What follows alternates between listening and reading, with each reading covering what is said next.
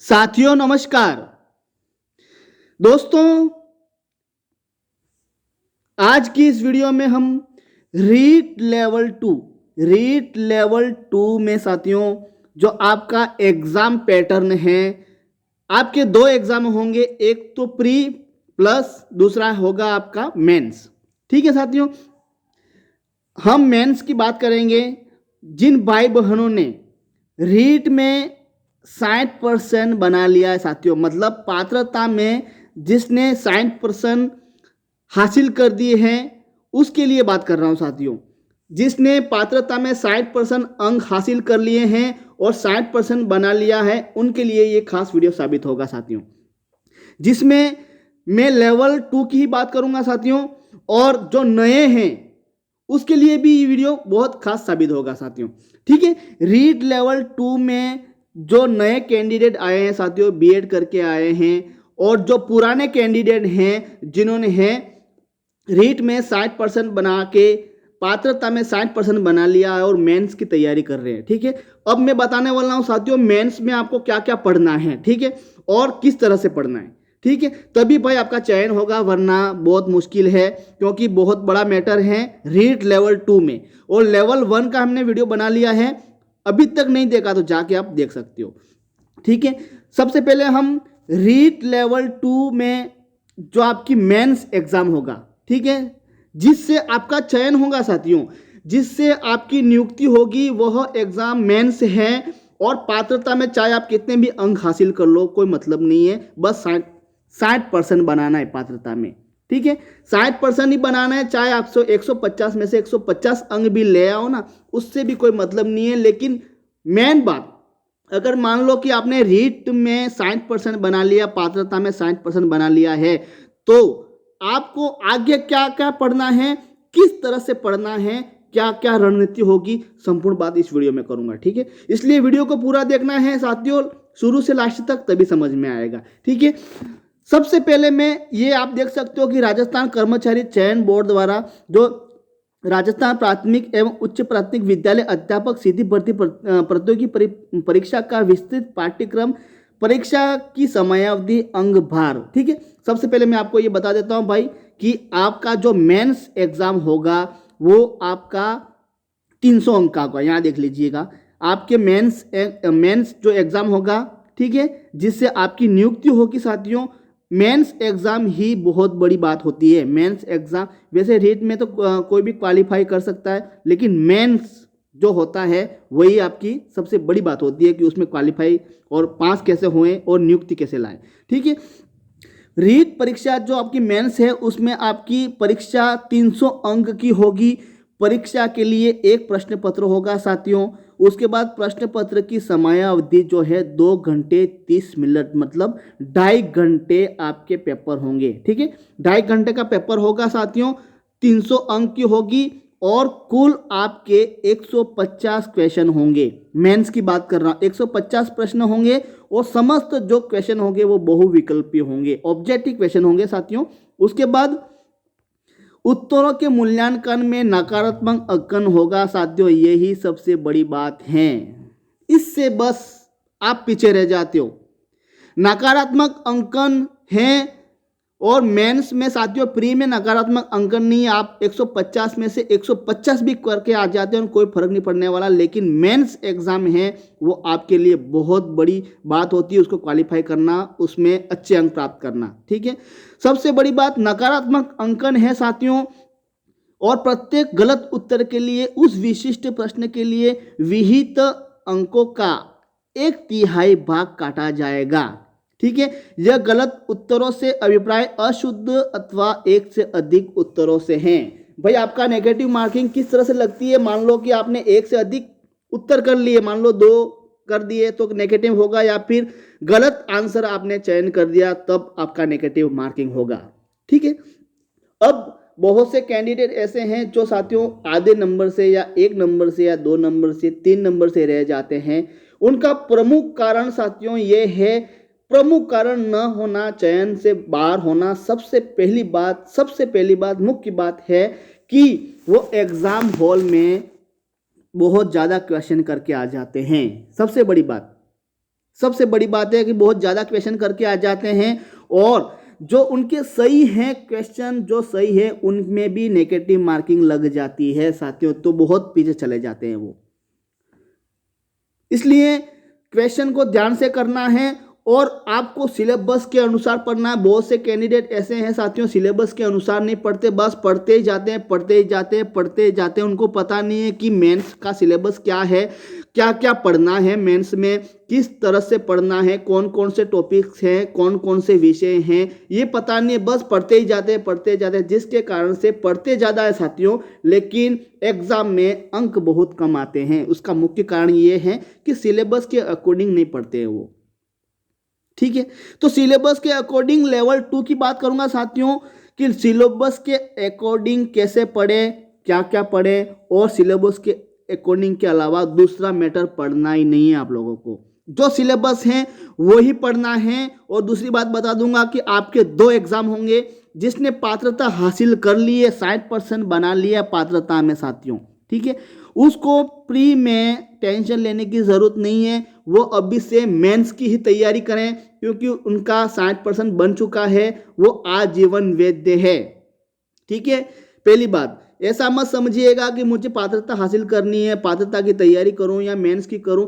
तो आपको साथियों में बता दूं कंफ्यूज नहीं होना है। अगर आपके पात्रता में 60% बन गए हैं तो आपको मेंस की ही तैयारी करनी है। पहली बात सुन लीजिएगा, मेंस की ही तैयारी करनी है। अगर आपका 60% नहीं बना है साथियों, मान लीजिएगा आपका 60% नहीं बना है तो आपको मेंस प्लस प्री दोनों की तैयारी करनी है क्योंकि अभी समय बहुत है। आप मेंस की भी तैयारी कर सकते हो, प्री की भी तैयारी कर सकते हो, इतना समय है। फिर बाद में न मेंस की कर पाओगे न प्री की कर पाओगे तो कंफ्यूज में रह जाओगे, जिसके कारण आप पीछे चले जाओगे और फिर नियुक्ति से बाहर हो जाओगे। इसलिए मैं बता देता हूं पात्रता में जिसके 60% पात्रता में साथियों आपके 60% बन गया है, ठीक है, तो आपको पात्रता को टच ही नहीं करना है। पहली बात सुन लीजिएगा क्योंकि आपने पात्रता हासिल कर ली है, वो आजीवन वैध है। लेवल 2 की बात कर रहा हूं, ठीक है। अब मेंस में साथियों बहुत से कैंडिडेट ऐसे हैं जो बिना सिलेबस के पढ़ते ही जाते हैं। उनको पता नहीं है कि सिलेबस क्या है, क्या क्या पढ़े, क्या क्या नहीं पढ़े, किस तरह से पढ़े। साथियों मैं संपूर्ण बात करूंगा इसलिए वीडियो को पूरा देखना है। तो मेंस की तैयारी 60% बना लिया है तो मेंस की तैयारी ही करनी है। और मेंस की तैयारी किस प्रकार करनी है और क्या क्या पढ़ना है यहाँ देखिए साथियों, ठीक है। सबसे पहले ये आपको मैंने बता दिया भाई आपके 150 क्वेश्चन होंगे, एक क्वेश्चन 2 अंक का होगा, कुल आपके 300 अंक के होंगे और आपका 2.5 घंटे का पेपर होगा साथियों, 2.5 घंटे का, ठीक है, 2.5 घंटे का पेपर होगा और 2.5 घंटे में आपको 150 क्वेश्चन करने हैं। और 150 क्वेश्चन जो हैं वो यहाँ से आएंगे, आपके सिलेबस के अनुसार आएंगे, इससे बाहर नहीं आएंगे, ठीक है। तो भाई यहां देख लीजिएगा पाठ्यक्रम विवरण एवं विस्तार, ठीक है। परीक्षा के लिए प्रश्न पत्र का क्रम पाठ्यक्रम विवरण और विस्तार ऐसा होगा जो प्राधिकृत अभिकरण द्वारा समय समय पर विहित किया जाएगा और अभ्यर्थी को समय समय के भीतर ऐसी रीति से जो प्राधिकृत अभिकरण उचित समझे सूचित किया जाएगा। मतलब साथियों ये पाठ्यक्रम जो है आपके जो प्राधिकरण अभिकरण द्वारा प्रयुक्त किया गया है, जारी किया गया है और इसको अकॉर्डिंगली आपको पढ़ना है, ठीक है। तो लेवल यहाँ देख सकते हो कि परीक्षा के लिए सबसे पहले यहाँ देख सकते हो कि परीक्षा के लिए विषय एवं अंक भार साथियों अध्यापक लेवल द्वितीय 6 से 8 तक की बात कर रहा हूँ, ठीक है। अब आपके साथियों सबसे पहला भाग देख लीजिएगा, यहाँ पर यही पढ़ना है मेंस में, इसके अलावा आपको दूसरा पढ़ना ही नहीं है। इससे अगर बाहर पढ़ोगे तो बहुत मैटर है साथियों। ये तो आपका सिलेबस सिर्फ 1/3 भाग है, राजस्थान जीके का सिर्फ 1/3 भाग है। वैसे राजस्थान देखा जाए तो 1/10 भाग है अब, ठीक है, दोनों में अंतर है साथियों। पूरा राजस्थान लेके बैठ जाओगे तो बहुत बड़ा मैटर है, नहीं पढ़ पाओगे और एग्जाम तक भी क्लियर नहीं हो पाएगा आपका। तो आपका राजस्थान जीके जो है ना 1/10वां भाग है, लेकिन 1/10वां भाग में आपको सिर्फ 1/3 भाग पढ़ना है, 1/3 भाग पढ़ना है। उनमें से राजस्थान में से जो जो मैं बताना यहाँ वही पढ़ना है, उसके अलावा आपको टच ही नहीं करना है, ठीक है। फालतू की चीज़ पढ़नी ही नहीं है। तो सबसे पहले यहाँ देख लीजिए कि राजस्थान का भौगोलिक, ऐतिहासिक, सांस्कृतिक ज्ञान, भाषा विज्ञान, ये आपके टॉपिक होंगे साथियों। ठीक है, यहाँ देख सकते हैं भाग फर्स्ट, यहाँ ये 80 अंक के होंगे, मतलब 40 क्वेश्चन आपके राजस्थान जीके से होंगे। 40 क्वेश्चन राजस्थान जीके से होंगे, प्रत्येक क्वेश्चन 2 अंक का होगा और कुल 80 अंक के आपके यहाँ से क्वेश्चन आएंगे। कहाँ से आएंगे, यहाँ देख लीजिएगा। सबसे पहले मैं बता दूंगी भूगोल। राजस्थान के भूगोल में भाई आपको ये टॉपिक पढ़ने हैं। कौन सा टॉपिक पढ़ना है, यहाँ देख लीजिएगा। एक तो है राजस्थान का भौगोलिक स्वरूप पढ़ना है आपको, इसके अलावा दूसरा टच ही नहीं करना है। मानसून तंत्र एवं जलवायु पढ़ना है। अपवाद तंत्र में साथियों जिले, नदियां, बांध, एनीकट, जल संरक्षण विज्ञान, तकनीकी पढ़नी है। ठीक है, उसके बाद राजस्थान की वन संपदा पढ़नी है। वन्य जीव जंतु, वन्य जीव संरक्षण एवं अभ्यारण्य आपको पढ़ने हैं। मृदा एवं मृदा संरक्षण पढ़ना है। राजस्थान की प्रमुख फसलें को पढ़ना है। उसके बाद राजस्थान की फसलें के बाद राजस्थान की जनसंख्या, घनत्व, साक्षरता, लिंगानुपात पढ़ना है। राजस्थान की जनजातियां एवं जनजाति क्षेत्र पढ़ना है। धात्विक, अधात्विक खनिज पढ़नी है। राजस्थान के ऊर्जा संसाधन, परंपरागत, गैर परंपरागत, उसके बाद राजस्थान के पर्यटन स्थल, उसके बाद राजस्थान के यातायात के साधन। ये राजस्थान के जो भूगोल है, राजस्थान की ज्योग्राफी, उनमें से आपको सारे ये पढ़ने हैं। ठीक है, ये यहाँ से यहाँ तक पढ़ना है राजस्थान के भूगोल में से। उसके बाद आपको पढ़ना है इतिहास एवं संस्कृति। ठीक है, इतिहास एवं संस्कृति मतलब आपकी इतिहास एवं कला संस्कृति जो है उनमें से आपको ये पढ़नी है, जो भाई मैं यहाँ बता रहा हूँ। ठीक है, क्या क्या पढ़ना है, सबसे पहले राजस्थान की प्राचीन सभ्यताएं पढ़नी है। सभ्यताएं बहुत सारी हैं, लेकिन आपको कौन कौन सी सभ्यता पढ़नी है, सबसे पहले पढ़नी कालीबंगा पढ़नी है, आहाड़ पढ़नी है, गणेश्वर पढ़नी है, बालातर पढ़नी है, बैराट पढ़नी है। ये 5 सभ्यता पढ़नी है, इसके अलावा पढ़नी नहीं है। ठीक है, उसके बाद आपको पढ़नी है राजस्थान की महत्वपूर्ण ऐतिहासिक घटनाएं। प्रमुख ऐतिहासिक घटनाएं का मतलब, प्रमुख महत्वपूर्ण ऐतिहासिक घटनाएं मतलब आपको युद्ध से संबंधित घटनाएं पढ़नी है। प्रमुख राजवंश पढ़ने हैं। प्रमुख प्रशासनिक व राजस्व व्यवस्था पढ़नी है। ठीक है, उसके बाद राजस्थान के स्थापत्य कला, किले, स्मारक, बावड़ियाँ, हवेलियाँ, ये आपको कला संस्कृति में पढ़नी है। उसके बाद मेले, त्योहार, लोक कला, लोक संगीत, लोक नाट्य, लोक नृत्य पढ़नी है। राजस्थान की सांस्कृतिक परंपरा विरासत पढ़नी है। राजस्थान के धार्मिक आंदोलन, प्रमुख संत, लोक देवताएं पढ़नी है। राजस्थान के प्रमुख ऐतिहासिक स्थल पढ़ने हैं। राजस्थान के प्रमुख व्यक्तित्व पढ़ने हैं। राजस्थान के प्रमुख आभूषण पढ़ने हैं भाई। राजस्थान की चित्रकला, हस्तशिल्प पढ़नी है। उसके बाद 1857 की क्रांति पढ़नी है भाई। उसमें आपको राजस्थान का योगदान, 1857 की क्रांति में राजस्थान का योगदान पढ़ना है। राजस्थान में जनजाति पढ़नी है। किसान आंदोलन पढ़ना है। प्रजामंडल, राजस्थान का एकीकरण, ये आपको कला संस्कृति एवं हिस्ट्री में पढ़ना है। उसके बाद भाई राजस्थान की कुछ ऐसे टॉपिक्स हैं जो आपको विशेष रूप से दिए गए हैं, जुड़े हैं इसमें कला संस्कृति में। कौन कौन से जुड़े हैं साथियों, एक तो राजस्थान की बोलियां, राजस्थान कृतियां, प्रमुख राजस्थानी कृतियां, प्रमुख राजस्थानी साहित्यकार, राजस्थानी संत साहित्य, लोक साहित्य, इतना सारा मैटर यहाँ देख सकते हो। यहाँ इतना सारा मैटर आपको, मतलब राजस्थान का भूगोल, इतिहास एवं कला संस्कृति में से इतने सारे यहाँ से आपको पढ़ने हैं। यहाँ से पूरा, यहाँ से लगाकर भाई आपको यहाँ तक पढ़ना है। मतलब राजस्थान का भूगोल भाई, ठीक है, राजस्थान का इतिहास, ठीक है, राजस्थान की कला संस्कृति, इनमें से आपके 40 क्वेश्चन होंगे। कितने भाई, 40 क्वेश्चन होंगे। कितने अंक के होंगे, 80 अंक के होंगे। अभी तो 80 अंक ही हासिल किए, 300 अंक तक चलना है साथियों। और आगे क्या पढ़ना है यहां देख लीजिएगा। थोड़े नीचे आएंगे भाई तो आपको फिर राजस्थान का जो विशेष बात जो है ये आपके 50 अंक के होंगे। और ये 50 अंक जो मतलब हैं मतलब 25 क्वेश्चन होंगे। कहाँ से भाई, यहाँ से 25 क्वेश्चन होंगे और प्रत्येक क्वेश्चन 2 अंक का होगा, कुल 50 अंक के होंगे।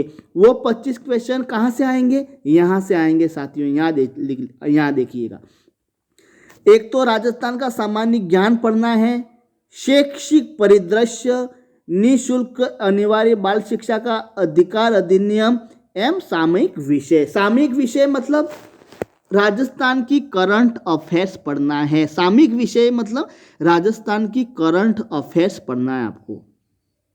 अब इतना सारा मैटर में आपको क्या क्या पढ़ना है, इतने सारे मैटर में भाई कुछ टॉपिक तो होंगे ना, यहाँ देख लीजिएगा भाई। एक तो सबसे पहले राजस्थान का सामान्य ज्ञान, ये टॉपिक दिया हुआ है। इसमें क्या पढ़ना है भाई, यहाँ देख लीजिए राजस्थान का सामान्य ज्ञान ये, और यहाँ आपको इतने सारे टॉपिक पढ़ने हैं, यहाँ से लगाकर यहाँ तक कौन कौन से पढ़ने देख लीजिएगा यहाँ पर, ठीक है। राजस्थान के प्रतीक चिन्ह, सबसे पहले राजस्थान में राज्य सरकार की फ्लैगशिप योजनाएं, ठीक है भाई। आपको फ्लैगशिप योजना पता नहीं है, मैं बता दूंगा, ठीक है। नेक्स्ट वीडियो जब आप मुझे कमेंट्स करोगे कि फ्लैगशिप योजना क्या होती है तो मैं आपको बता दूंगा, ठीक है।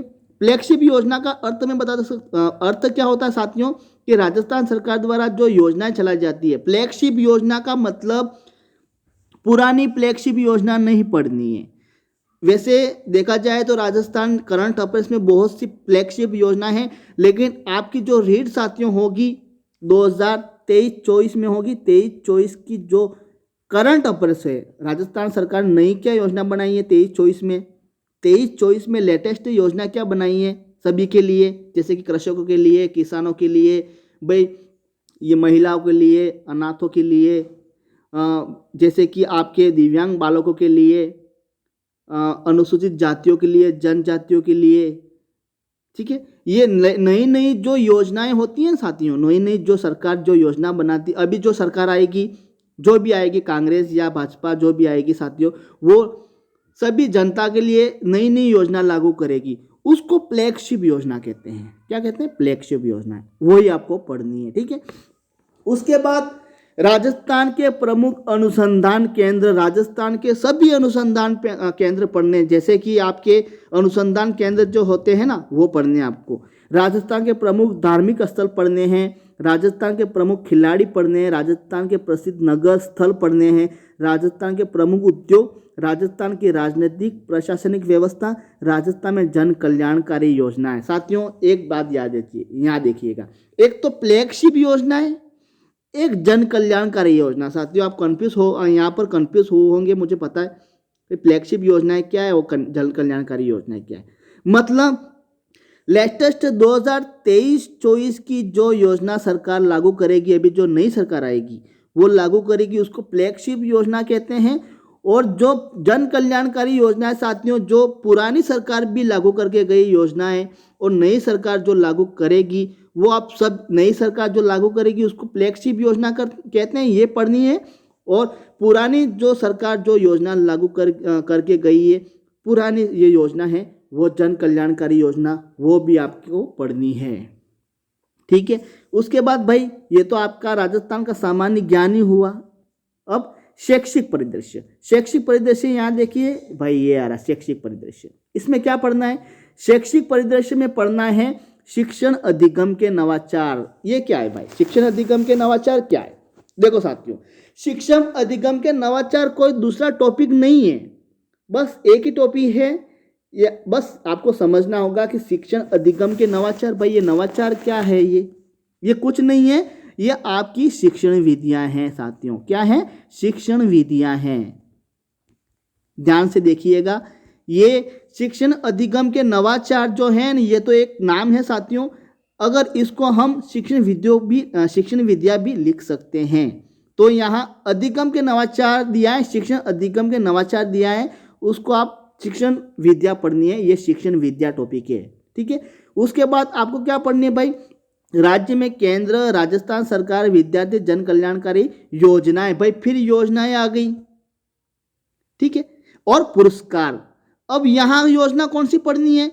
एक तो केंद्र एवं राजस्थान की विद्यार्थी कल्याणकारी योजनाएं, ठीक है, विद्यार्थी कल्याणकारी योजनाएं, ये क्या होता है भाई साथियों? ये वो योजना होती है जो 1 से कक्षा 12 तक विद्यार्थियों के लिए जो लागू की गई सरकार द्वारा जो योजनाएं होती है, जैसे कि ये साइकिल वितरण योजना लागू की गई है, बालिकाओं के लिए निःशुल्क जो योजना लागू की गई है भाई, ठीक है। उसके बाद ये आपकी जैसे कि आपको बता दो भाई, जो पुरस्कार मीरा पुरस्कार है आपके, सभी प्रकार की पुरस्कार हैं जो विद्यार्थी से संबंधित 1 से कक्षा 12 तक के विद्यार्थियों के लिए जो कल्याणकारी योजना लागू की गई है वो आपको पढ़नी है, ठीक है। उसके बाद भाई आपको क्या पढ़ना है? विद्यालय प्रबंधन एवं संबंधित समितियां, इसको क्या कहते हैं भाई? SMC, क्या कहते हैं? SMC, विद्यालय प्रबंधन समिति कहते हैं। ये आपको पढ़नी है, ये आपको पता नहीं है साथियों। विद्यालय प्रबंधन समिति अगर आपको पता नहीं है, जन कल्याणकारी योजना आपको अगर पता नहीं है, विद्यार्थी कल्याणकारी योजना आपको पता नहीं है, फ्लैगशिप योजना अगर आपको पता नहीं है, तो जल्दी से चैनल को सब्सक्राइब कर लो। मेरे चैनल को सब्सक्राइब करके हमारे साथ जुड़ जाओ। हम सारे टॉपिक्स वाइज आपको बताएंगे कि ये आपकी ये है योजना भाई, और ये आपको पढ़नी है। SMC भी बताऊंगा, उसमें अध्यक्ष मतलब SMC साथियों, विद्यालय प्रबंधन समितियां SMC कहते हैं।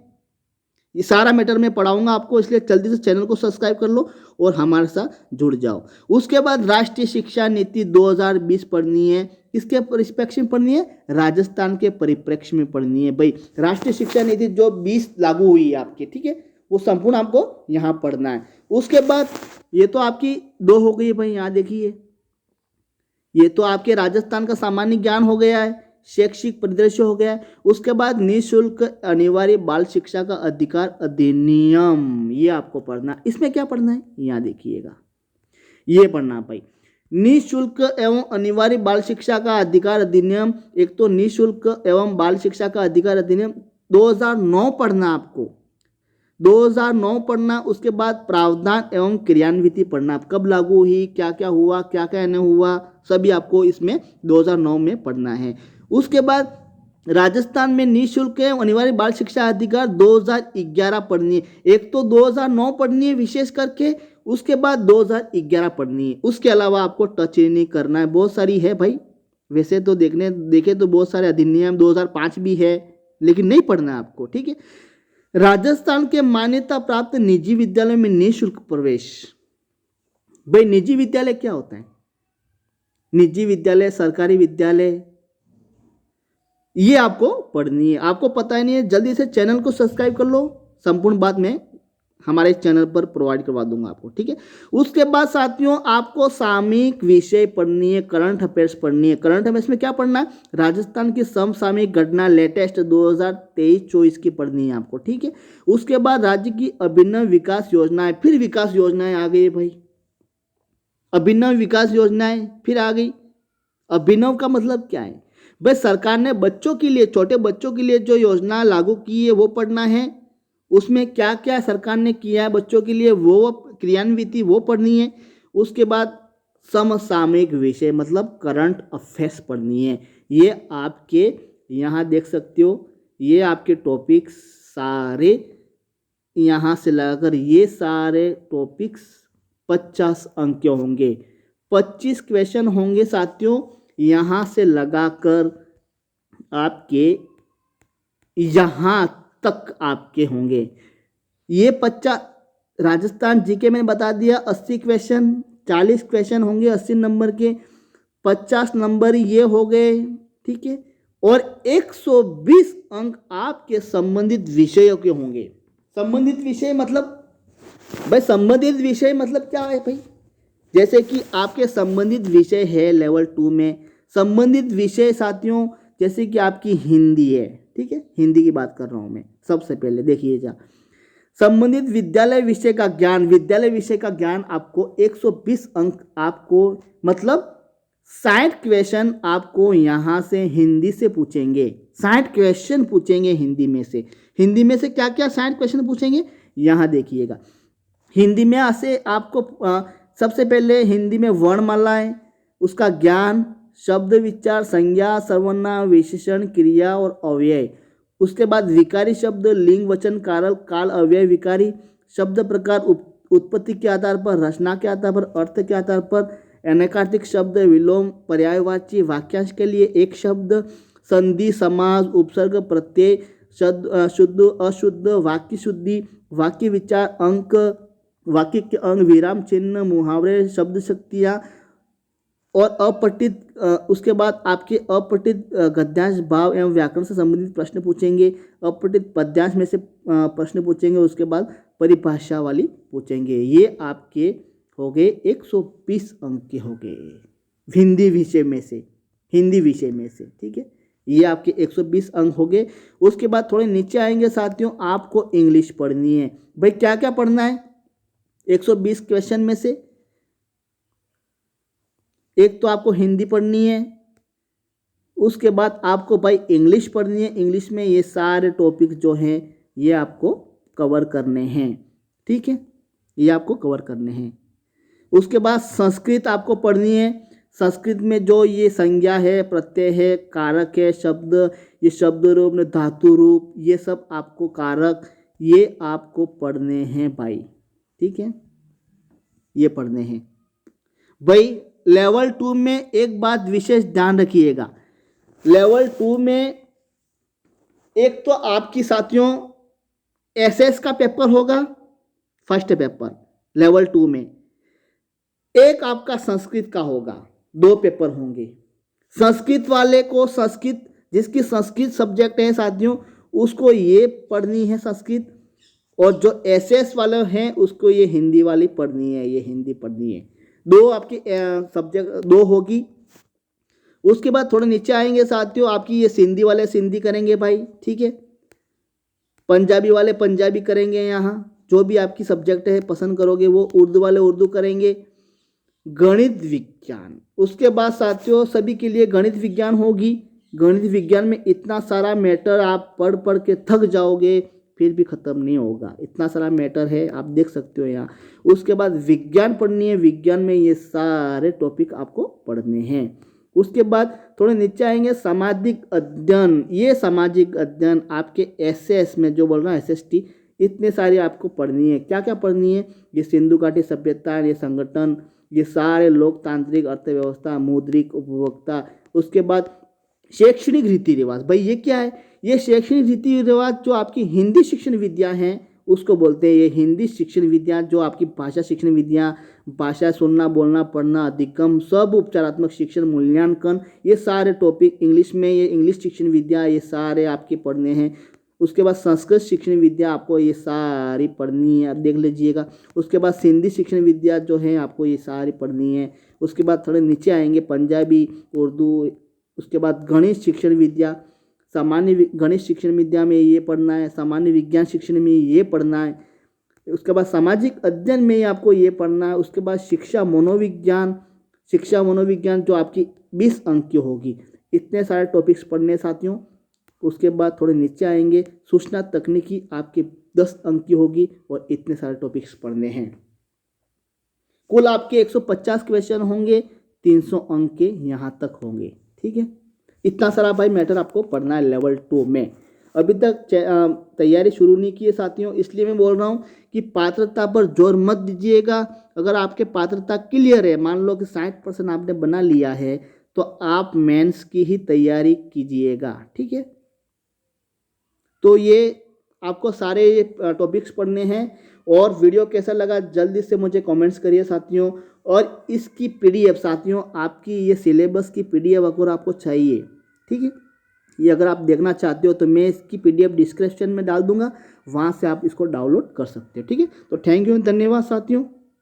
जल्दी से चैनल को सब्सक्राइब कर लो और हमारे साथ जुड़ जाओ और वीडियो को लाइक करके जाना। ठीक है, तो थैंक यू, धन्यवाद। नेक्स्ट वीडियो में ज़रूर मिलेंगे।